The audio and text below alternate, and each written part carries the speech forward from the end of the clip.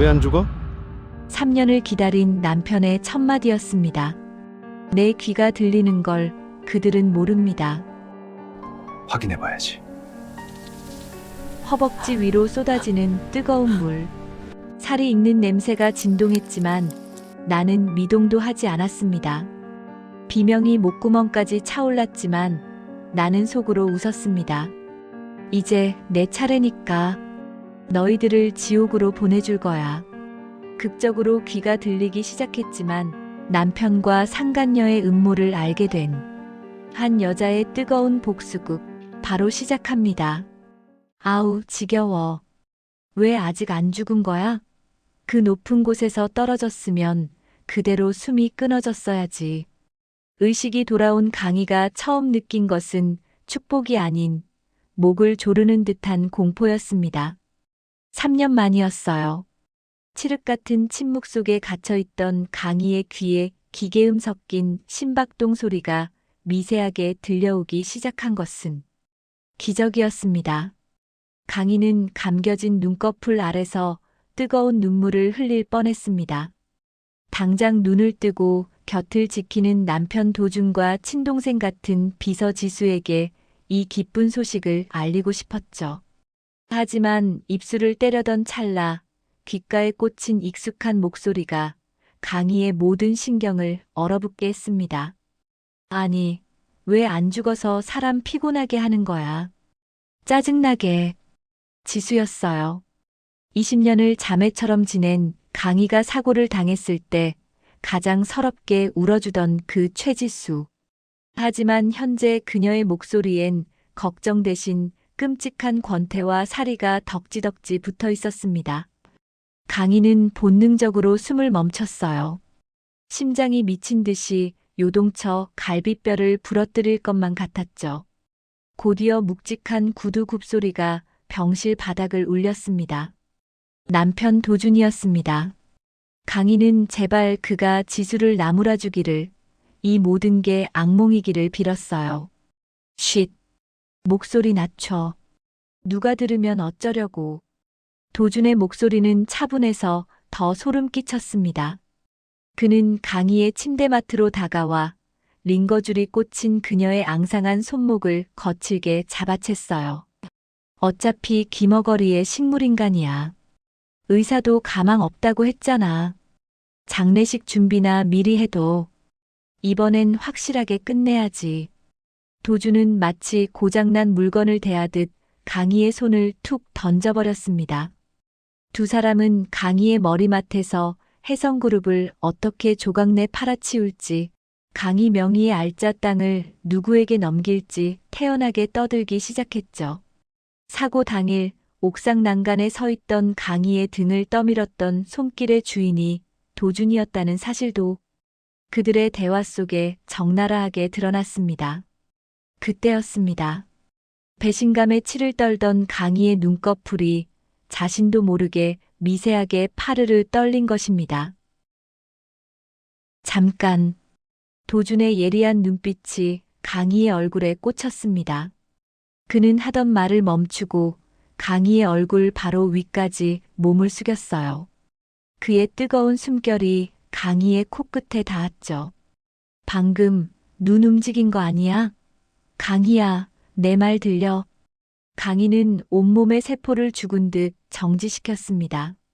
하지만 도준의 의심은 쉽게 걷어지지 않았어요. 그는 협탁 위에 놓여있던 김이 펄펄 나는 뜨거운 찬물을 집어들었습니다. 테스트해보면 알겠지. 도준은 망설임 없이 강희의 허벅지 위로 뜨거운 물을 조금 부었습니다. 살이 익어들어가는 끔찍한 고통이 뇌를 강타했습니다. 당장이라도 비명을 지르며 몸을 비틀고 싶었죠. 하지만 강희는 입안의 살점을 피가 터지도록 깨물며 버텼습니다. 여기서 반응하면 죽는다. 나는 시체다. 나는 아무것도 느끼지 못하는 인형이다. 그는 눈 하나 깜빡이지 않았습니다. 마치 실험용 쥐를 관찰하는 과학자처럼 그의 입꼬리가 아주 미세하게 올라갔습니다. 고통을 확인한 사람의 표정이 아니라 확신을 얻은 사람의 표정이었습니다. 강희의 몸이 미동도 없자 그제야 도주는 흥미를 잃은 듯 찻잔을 내려놓았습니다. 쳇, 반응 없네. 진짜 망가졌어. 내가 너무 예민했나 봐. 옆에서 지켜보던 지수가 키득거리며 가방에서 정체불명의 약병을 꺼내 흔들어 보였습니다. 오빠도 참. 확실하게 하려면 이걸 써야지. 내일부터 링거에 섞을 거야. 이거 들어가면 뇌가 완전히 녹아버려서 듣고 싶어도 평생 못 듣게 될걸. 두 악마는 만족스러운 듯 병실을 나갔습니다. 문이 닫히기 직전 도준의 발걸음이 다시 멈췄습니다. 강희의 심장이 덜컥 내려앉았습니다. 혹시 진짜 들리는 건 아니겠지? 낮게 중얼거린 도준의 목소리. 그리고 몇 초의 정적. 다시 발소리가 멀어졌습니다. 문이 닫히고 발소리가 완전히 사라진 뒤에야 강희는 어둠 속에서 번쩍 눈을 떴습니다. 그녀의 시선이 화상을 입어 붉게 부어오르고 물집이 잡히기 시작한 허벅지로 향했어요. 쓰라린 통증이 밀려왔지만 강희는 소리내 울지 않았습니다. 대신 핏발선 눈으로 다짐했죠. 저들이 나를 듣지 못하는 망가진 인형이라 믿고 방심하는 동안 나는 저들의 목을 겨눌 가장 날카로운 침묵의 칼날이 되겠노라고. 하지만 복수의 다짐도 잠시 강희의 눈에 절망이 스쳤습니다. 병실 문틈으로 그녀가 유일하게 믿었던 아버지의 충신 정우진 비서가 도준에게 고개를 숙이며 무언가를 보고하는 모습이 스쳐 지나갔기 때문입니다. 세상 모든 곳이 적이었어요. 강희는 다시 깊은 침묵의 늪으로 몸을 숨겼습니다. 혜성그룹의 저택은 예전보다 훨씬 화려한 백합 향기로 가득했습니다. 하지만 휠체어에 앉아 거실로 들어서는 강희에게 그 향기는 코를 찌르는 악취와 다를 바 없었죠. 남편 도주는 강희의 어깨를 조심스레 감싸 안으며 사용인들에게 외쳤습니다. 집사람이 돌아왔으니 집안 공기부터 신경 쓰세요. 아내가 편히 쉴 수 있게 작은 소음도 내지 마시고. 세상에 둘도 없는 애처가의 모습. 하지만 강희의 귀에 들리는 도준의 심장 소리는 거짓말로 가득 차 요동치고 있었습니다. 뒤이어 지수가 달려와 강희의 손을 꼭 잡았습니다. 언니, 침실에 언니가 좋아하는 실크 시트로 다 바꿔놨어. 이제 내가 옆에서 24시간 지켜줄게. 지수의 손은 따뜻했지만 강희는 그 손길에서 뱀이 살을 타고 올라오는 듯한 소름을 느꼈습니다. 강희는 아무것도 들리지 않는 척 초점 없는 눈으로 허공만 바라보았습니다. 밤이 깊어지자 도준과 지수의 진짜 무대가 시작되었습니다. 두 사람은 강희를 침실에 눕혀두고는 문 바로 너머 복도에서 와인잔을 부딪혔습니다. 드디어 이 저택이 우리 손에 들어왔네. 오빠, 저 여자가 저렇게 멍하니 있으니까 꼭 인형 같지 않아? 인형치고는 몸값이 꽤 비싼 인형이지. 내일 변호사 불러서 유언장 수정부터 할 거야. 사인은 내가 대역을 세우든 지장을 찍든 할 테니까. 두 사람의 낄낄거리는 웃음소리, 와인잔이 부딪히는 소리 뒤로 짧게 스치는 숨소리, 그리고 낮게 웃는 지수의 목소리. 이제 아무도 우리 막을 사람 없잖아. 잠시 뒤 무언가 쓰러지는 소리와 함께 여자의 숨이 거칠어졌습니다. 강희의 손등 위로 핏줄이 솟구쳤습니다. 강희는 이불 속에서 손톱이 살을 파고들 정도로 주먹을 꽉 쥐었습니다. 이제 앉아서 당할 수는 없었습니다. 강희는 도준이 샤워를 하러 들어간 틈을 타 침대에서 내려와 바닥을 기기 시작했습니다. 다리에 힘이 들어가지 않아 온몸이 떨렸지만 강희는 팔꿈치가 까지는 고통을 참으며 도준의 서재로 향했습니다. 목표는 책상 밑에 초소형 도청기를 설치하는 것. 서재 문을 열자 아버지가 쓰던 가구들이 보였습니다. 강희는 눈물을 삼키며 책상 밑으로 기어들어갔습니다. 그런데 그 순간 복도에서 규칙적인 구두 소리가 들려왔습니다. 샤워 중이어야 할 도준이었습니다. 잊은 물건이 있는지 그의 발소리는 무서운 속도로 서재를 향해 다가왔습니다. 안 돼. 여기서 들키면 모든 게 끝이야. 강희는 책상 밑 어둠 속으로 몸을 바짝 웅크렸습니다. 문이 열리고 서재 불이 켜졌습니다. 도준의 구두 끝이 강희의 코앞 10cm 거리까지 다가왔습니다. 도준은 책상 위 서류 더미를 거칠게 뒤적였습니다. 어디 갔어? 그 비자금 장부. 분명 여기 뒀는데. 도준이 허리를 숙여 책상 서랍 아래쪽을 살피려던 찰나 강희의 주머니에 있던 작은 금속 핀이 바닥으로 떨어지며 챙그랑 소리를 냈습니다. 도준의 움직임이 멈췄습니다. 그는 서서히 고개를 숙여 책상 밑 어둠을 들여다보려 했습니다. 강희는 심장이 멎을 것 같았습니다. 0.1초 뒤면 눈이 마주칠 상황. 그때 밖에서 지수의 날카로운 목소리가 들렸습니다. 오빠, 욕실에 물 넘쳐. 빨리 와봐. 도준은 혀를 차며 서둘러 서재를 나갔습니다. 문이 닫힌 뒤에도 도준의 그림자가 문 아래로 한동안 머물러 있었습니다. 마치 아직 완전히 떠나지 않은 것처럼. 강희는 그가 나간 뒤에도 한참 동안 숨을 쉬지 못했습니다. 온몸은 식은땀으로 젖어 있었고 떨리는 손으로 간신히 도청기를 부착했습니다. 책상 밑에 부착된 작은 붉은 점이 1초 동안 반짝였습니다. 전쟁은 이제 시작된 것입니다. 간신히 침실로 돌아와 휠체어에 앉은 강희 앞에 지수가 나타났습니다. 지수의 손에는 보라색 액체가 든 유리잔이 들려 있었죠. 언니, 약 먹을 시간이야. 이거 마셔야 언니가 빨리 낫지. 지수는 강희의 턱을 강제로 벌려 그 독을 들이부으려 했습니다. 강희는 거부하고 싶었지만 의심을 피하기 위해 그 비릿한 액체를 입안에 머금었습니다. 지수는 강희가 다 삼키는 것을 확인하려는 듯 그녀의 목덜미를 살며시 쥐고 가만히 지켜보았습니다. 강희는 지수가 고개를 돌린 찰나 미리 준비해둔 손수건에 액체를 뱉어냈습니다. 하지만 지수가 다시 고개를 돌리며 강희의 입가에 묻은 보라색 자국을 발견했습니다. 언니, 이거 왜 입가에 묻었어? 제대로 안 삼킨 거야? 지수의 눈빛이 순식간에 차갑게 변하며 강희의 뺨을 거칠게 움켜쥐었습니다. 강희는 위기를 직감하고 약 기운에 취한 듯 눈동자를 뒤로 넘기며 거품을 무는 연기를 했습니다. 지수는 당황하며 강희를 침대에 눕혔습니다. 아, 깜짝이야. 너무 많이 먹였나? 죽으면 곤란한데. 지수가 투덜거리며 방을 나가자 강희는 어둠 속에서 피가 맺힌 입술을 닦아냈습니다. 그리고는 낮에 보았던 장면을 떠올렸습니다. 저택 뒷문에서 도준에게 은밀하게 서류 봉투를 건네던 비서 우진의 모습. 우진 씨, 당신마저 정말 저 괴물들과 손을 잡은 거야? 강희는 이제 아무도 믿을 수 없었습니다.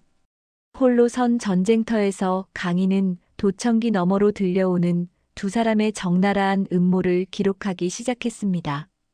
다음 날 저택의 복도는 거대한 무덤처럼 적막했습니다.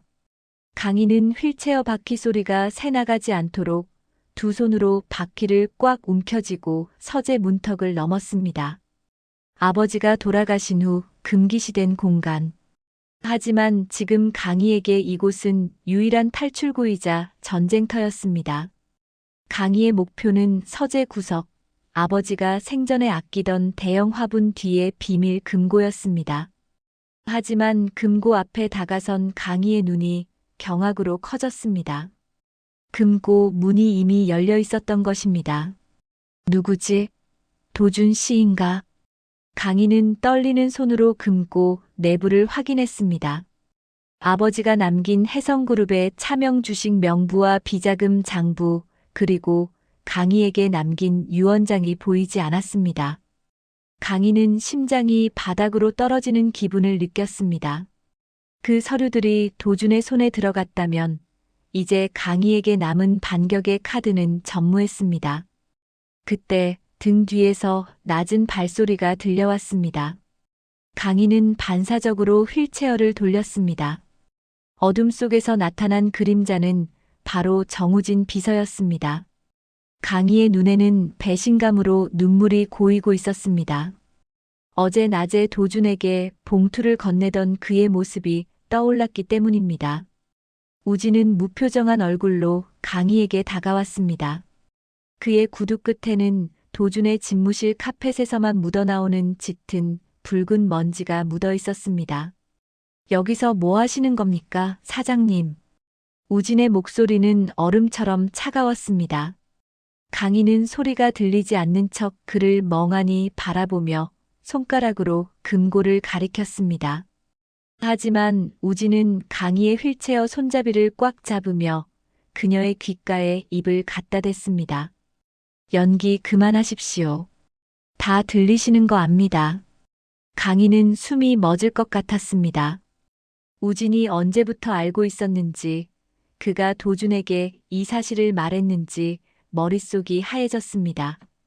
강희가 비명을 지르려던 찰나 우진이 품 안에서 두꺼운 서류 뭉치를 꺼내 강희의 무릎 위에 놓았습니다. 금고에 있어야 할 바로 그 서류들이었습니다. 박도준이 사람을 매수해 금고를 털기 직전이었습니다.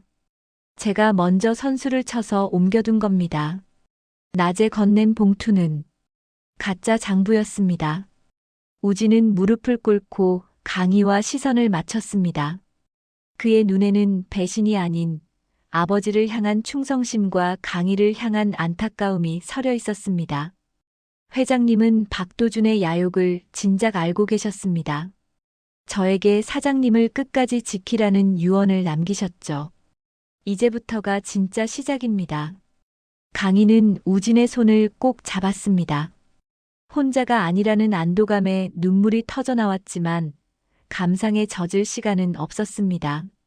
밖에서 지수의 날카로운 목소리가 들려왔기 때문입니다. 지수는 강희를 찾으러 서재까지 들이닥쳤습니다. 강희는 우진의 도움으로 간신히 침실로 돌아와 잠든 척했습니다. 지수는 강희의 방문을 거칠게 열고 들어와 그녀의 뺨을 톡톡 쳤습니다. 언니, 자는 거야? 아니면 약 기운에 취한 거야? 내가 언니 생각해서 아주 귀한 선물을 준비했거든.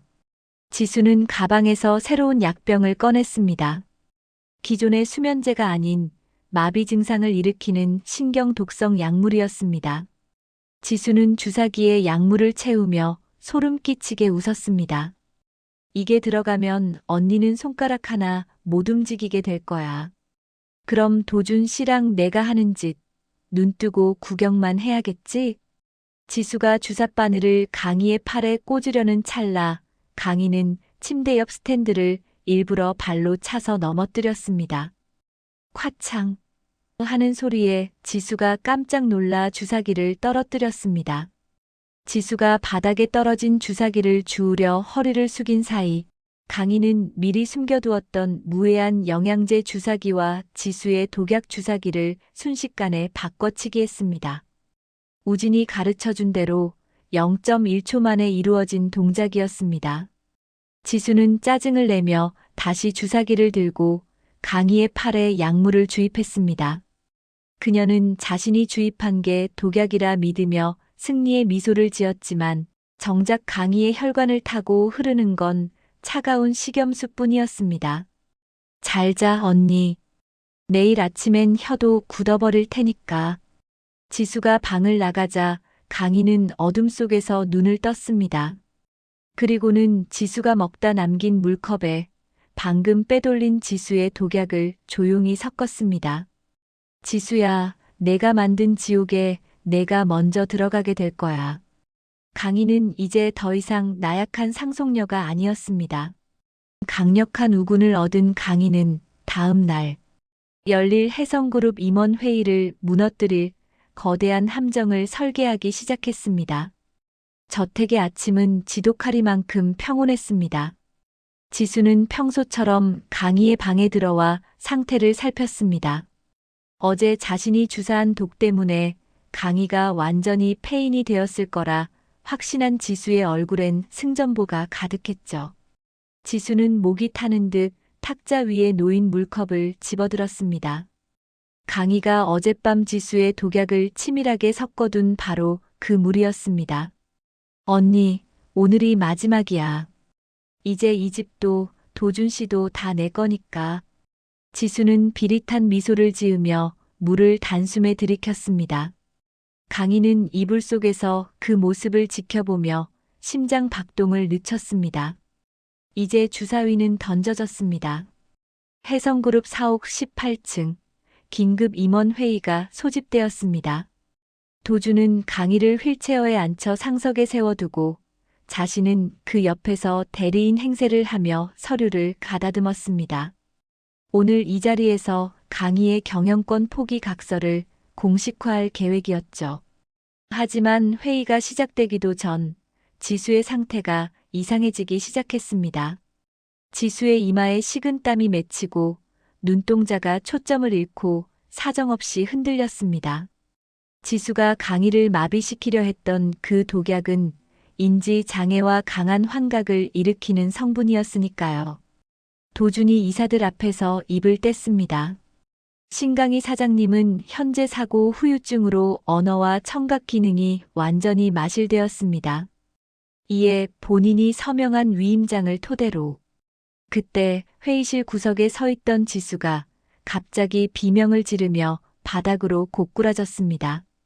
아, 오지 마. 회장님, 오지 마세요. 지수는 허공을 향해 손을 휘저으며 발작하기 시작했습니다. 그녀의 손톱이 허공을 긁는 소리가 마치 누군가의 얼굴을 핥히는 것처럼 생생했습니다. 입에서 흘러내린 침이 바닥에 떨어지며 작은 물웅덩이를 만들었습니다. 지수의 눈에는 죽은 강희의 아버지가 피를 흘리며 자신을 쫓아오는 환영이 보이고 있었죠. 이사들이 경악하며 웅성거렸습니다. 당황한 도준이 지수에게 다가가 그녀를 진정시키려 했습니다. 최 비서, 왜 이래? 정신 차려. 하지만 지수는 도준의 멱살을 잡고 미친 듯이 소리쳤습니다. 도준 씨, 저기 회장님이 서 있어. 우리가 밀어버린 그날처럼 똑같은 표정으로 보고 있다고. 살려줘, 오빠. 회의실 안은 순식간에 찬물을 끼얹은 듯 정적이 내려앉았습니다. 누군가 펜을 떨어뜨렸습니다. 작은 금소금이 유난히 크게 울렸습니다. 그 말은 돌이킬 수 없는 선을 넘었다는 증거였으니까요.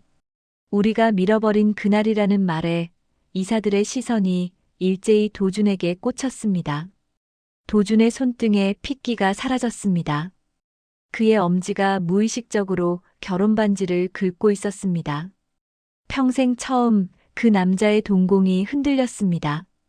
도준의 안색이 흑빛으로 변하며 지수를 끌어내려 하자 지수가 발작 중에 휠체어에 앉은 강희의 무릎을 붙잡고 매달린 것입니다. 지수는 눈이 뒤집힌 채 강희의 얼굴을 빤히 쳐다보며 소름 끼치게 웃었습니다. 언니, 언니는 다 알고 있지? 사실 다 들리지? 대답해봐, 신강희. 지수가 강희의 뺨을 세차게 내리치려던 찰나 도준이 지수를 떼어내려다 강희의 휠체어를 밀쳐버렸습니다. 휠체어가 뒤로 넘어지며 강희가 바닥으로 떨어졌고 날카로운 테이블 모서리에 머리를 부딪힐 뻔한 아찔한 상황이 연출되었습니다. 강희는 본능적으로 눈을 감고 몸을 웅크렸습니다. 그런데 그때 누군가 강희의 머리를 단단하게 감싸 안았습니다. 바로 우진이었습니다. 우진은 분노가 서린 눈으로 도준을 쏘아보았습니다. 도준은 상황을 수습하기 위해 지수의 입을 틀어막으며 소리쳤습니다. 최 비서가 과로로 정신이 나간 모양입니다. 속히 병원으로 옮겨. 하지만 이미 늦었습니다. 이사 중 한 명이 차갑게 물었습니다. 방금 최 비서가 한 말, 우리가 밀어버렸다는 게 무슨 뜻입니까? 박 본부장. 도주는 식은땀을 흘리며 변명을 늘어놓았지만 지수는 이미 바닥을 기어다니며 자신과 도준이 강희의 약을 바꿔치기 했던 일들을 횡설수설 쏟아내고 있었습니다. 강희는 우진의 품에 안겨 바닥에 엎드린 채 지옥처럼 변해버린 회의실을 지켜보았습니다. 그리고 지수의 흐릿해지는 시선과 마주친 순간 강희는 아주 찰나의 순간 소름 돋을 만큼 싸늘한 미소를 지어 보였습니다. 지수는 그 미소를 보고 더 큰 비명을 지르며 실신해버렸죠. 도주는 무너져 내리는 자신의 성체를 보며 절망적인 표정을 지었습니다. 이제 혜성그룹의 모든 이들이 도준을 의심하기 시작했습니다.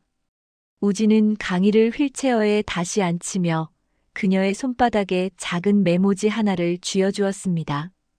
박도준이 비자금 장부를 해외로 빼돌리려 합니다. 오늘 밤이 마지막 기회입니다. 강희는 떨리는 손으로 메모지를 꽉 쥐었습니다. 이제 마지막 사냥을 시작할 시간입니다.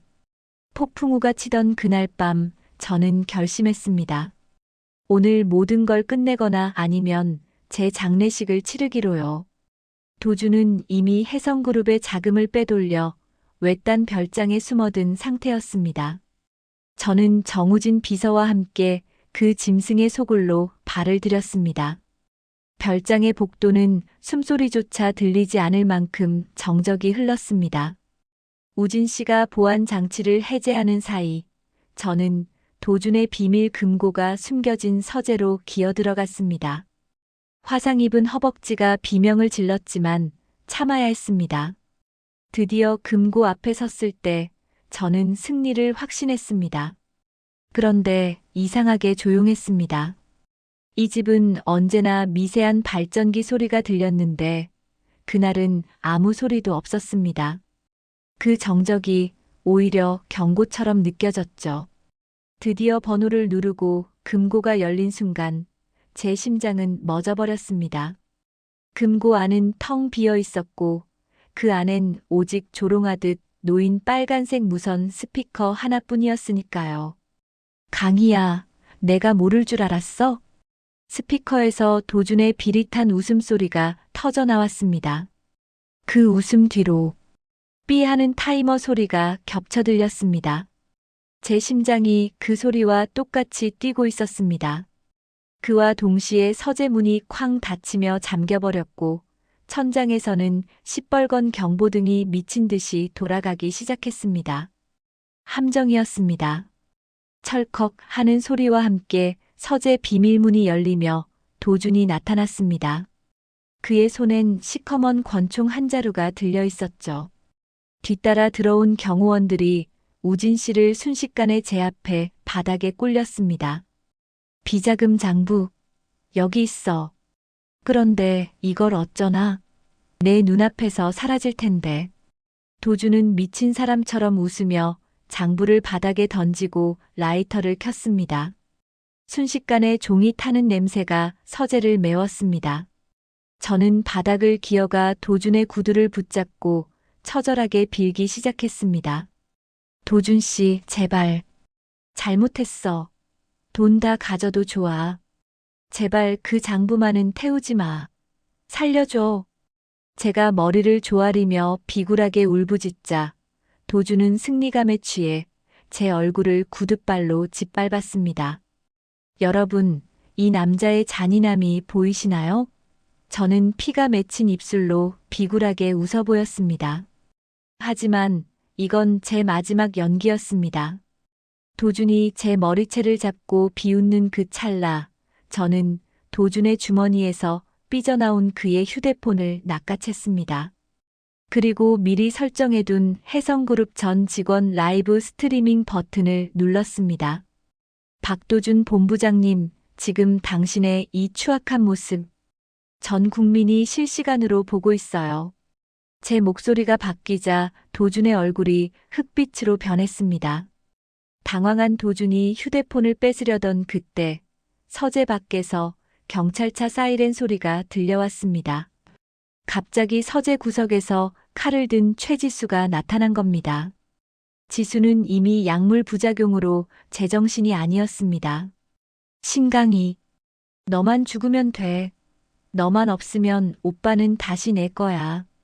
지수가 휘두른 칼날이 제 어깨를 스쳤고 그 충격으로 넘어진 제 뒤로 도준이 뿌려놓은 휘발유에 불꽃이 옮겨 붙었습니다.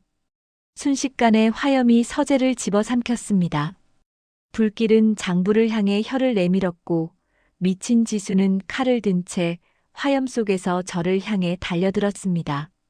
천장이 무너져 내리는 굉음 속에서 저는 결심했습니다. 이 불길 속에서 장부와 함께 죽거나 아니면 저 악마들을 끌고 지옥으로 가거나.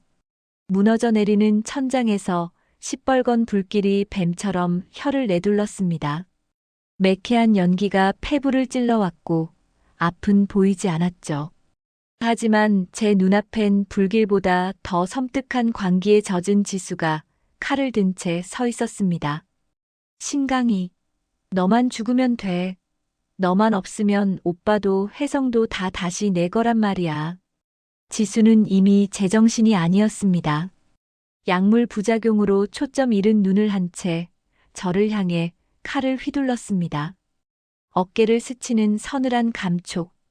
살이 베이는 고통보다 무서운 건 20년 우정이 이렇게 추악한 칼날로 돌아왔다는 사실이었죠. 저는 화상 입은 다리를 끌며 바닥에 떨어진 비자금 장부를 향해 몸을 던졌습니다. 그 찰나 지수의 칼날이 제 등 뒤를 덮치려던 그때 우진이 결박을 풀고 달려와 지수의 팔을 걷어찼습니다. 지수는 비명을 지르며 불길 속으로 나동그라졌죠. 하지만 박도준, 그 인간은 그 틈을 타 서재 구석에 있던 현금 가방을 챙겨 달아나고 있었습니다. 박도준, 거기서.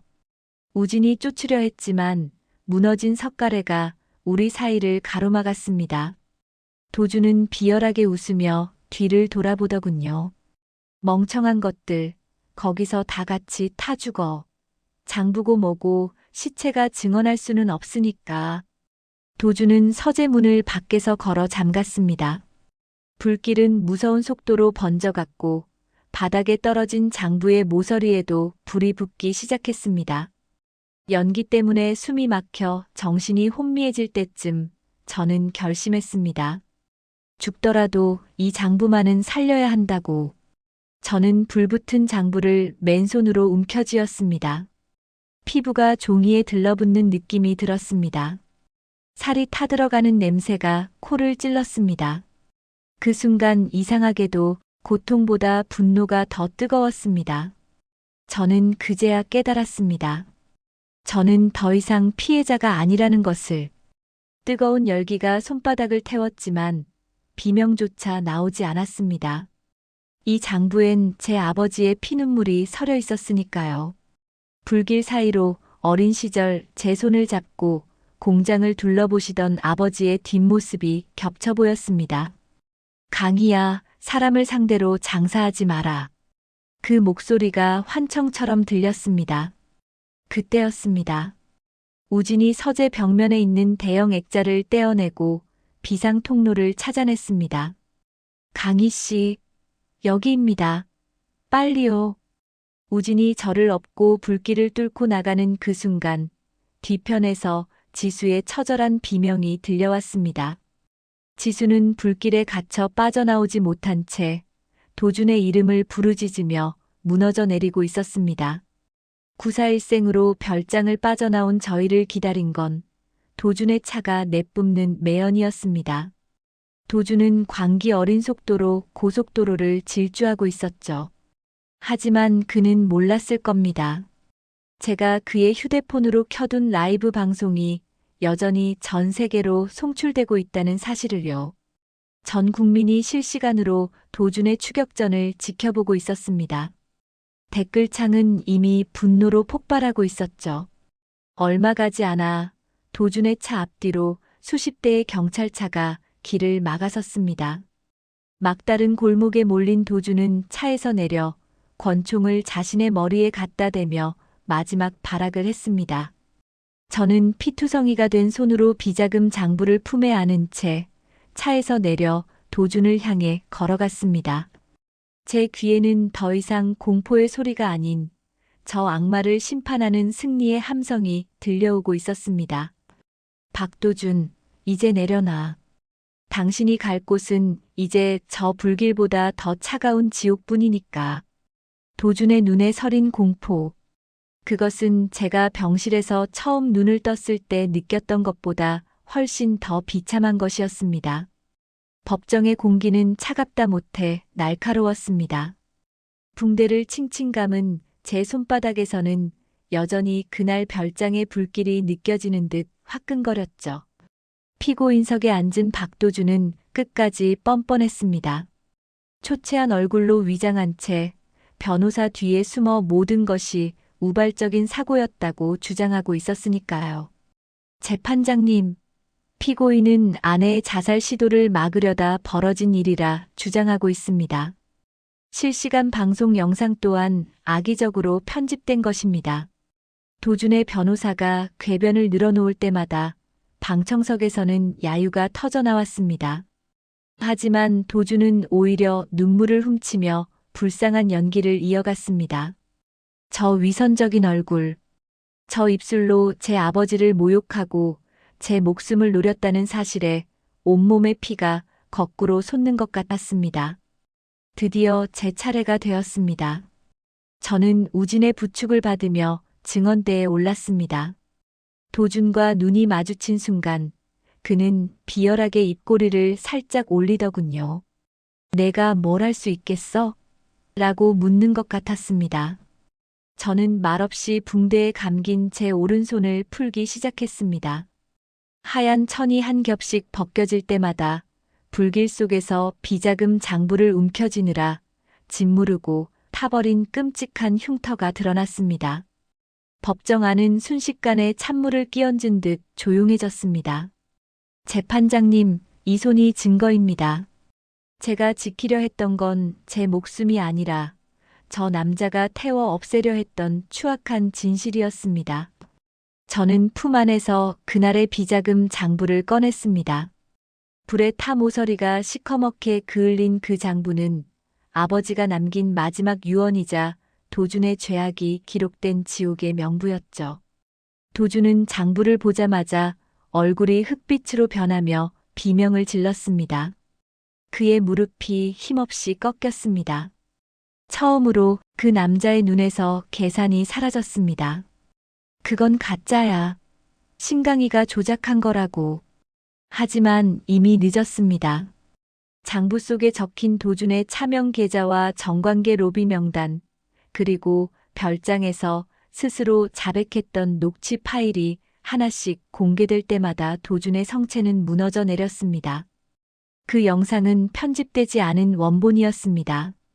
시간 표시와 위치 좌표까지 그대로 찍힌. 특히 그가 저를 향해 총구를 겨누며 너도 내 아버지가 간 곳으로 보내주마라고 말했던 영상이 상영되자 법정은 분노의 함성으로 가득 찼습니다. 판사님의 의사봉 소리가 3번 울렸습니다.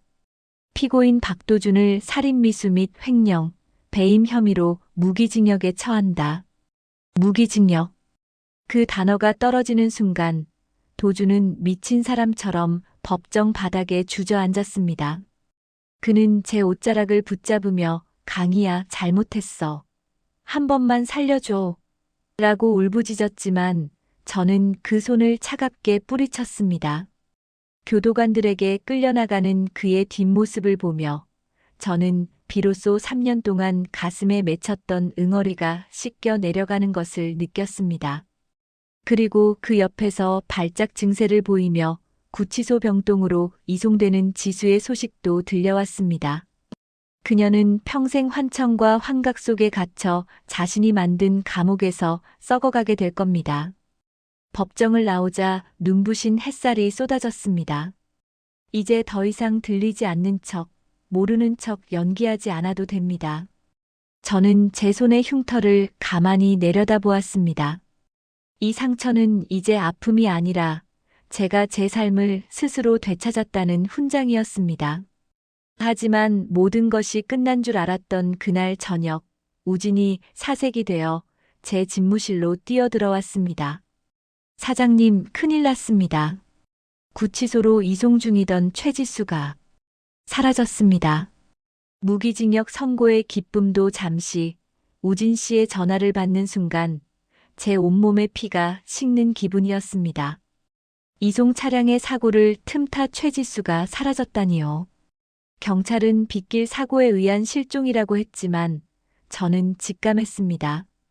그 독한 여자가 제 숨통을 끊기 전까지는 절대로 죽지 않았을 거라는 사실을요. 그날 밤 저는 아무도 없는 사장실에 홀로 앉아 있었습니다. 보안 요원들을 배치하겠다는 우진의 제안도 거절했습니다. 이 지독한 인연의 매듭은 제 손으로 직접 풀어야 했으니까요. 칠흑 같은 정적 속에서 창밖에 빗소리만 들려오던 그때 등 뒤에서 소름 끼치는 웃음소리가 들려왔습니다. 언니, 다시 만났네. 나 보고 싶었지? 뒤를 돌아보니 흙탕물과 피로 범벅이 된 지수가 서 있었습니다.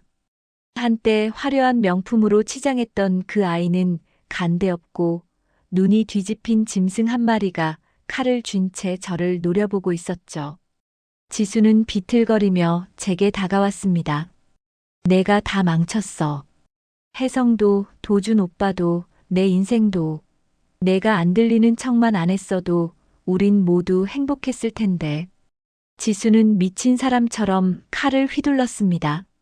저는 날카로운 책상 모서리를 방패 삼아 버텼습니다. 칼날이 제 뺨을 스치며 뜨거운 핏방울이 떨어졌지만 저는 물러서지 않았습니다. 오히려 지수의 눈을 똑바로 응시하며 차갑게 말했죠. 지수야, 넌 한 번이라도 나를 친구로 생각한 적 있니? 아버지가 너를 딸처럼 거두어 주셨을 때 그때 한 번이라도 진심이었던 적이 있냐고. 제 물음에 지수는 발작하듯 소리를 질렀습니다. 진심? 그게 무슨 상관이야. 난 항상 내 밑바닥만 닦는 비서였을 뿐인데. 그 잘난 혜성그룹, 너만 없으면 다 내 거였단 말이야. 지수가 제 목을 겨냥하고 달려들던 그 0.1초의 순간이었습니다. 저는 미리 준비해 두었던 아버지의 유품, 묵직한 구리제갈을 지수의 발밑으로 던졌습니다. 지수는 발이 꼬이며 바닥으로 고꾸라졌고 그 충격으로 칼을 놓쳤습니다.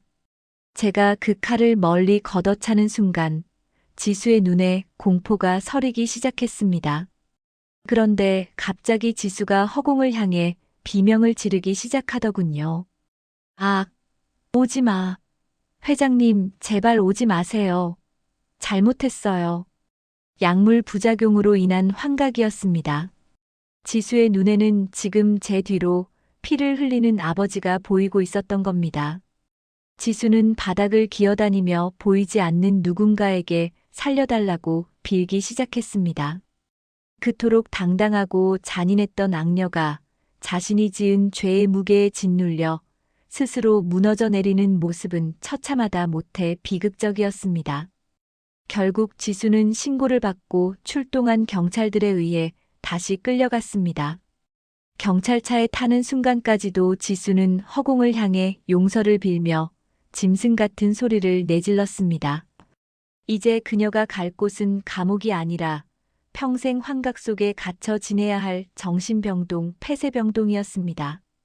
지수가 사라진 복도에 정적이 찾아오자 저는 바닥에 떨어진 아버지의 사진을 품에 안았습니다. 이제 정말 끝났습니다.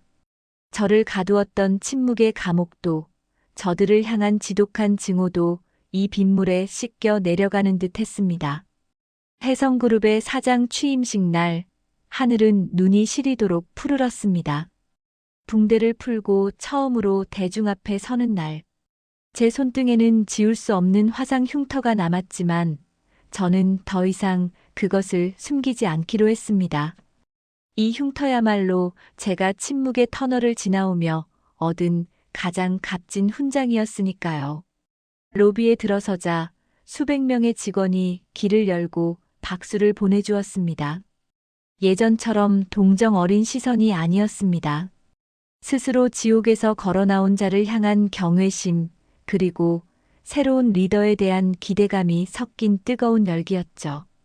단상 위로 오르는 발걸음마다 지난 3년의 고통이 주마등처럼 스쳐 지나갔습니다.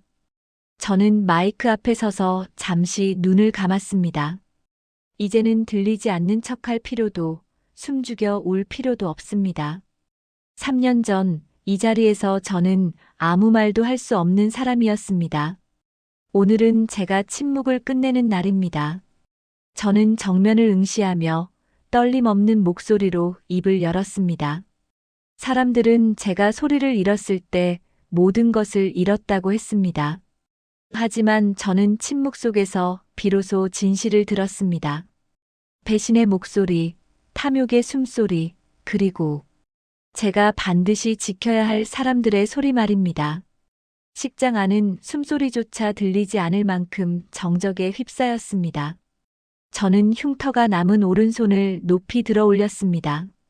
제 손의 이 상처는 아픔의 기록이 아니라 승리의 기록입니다.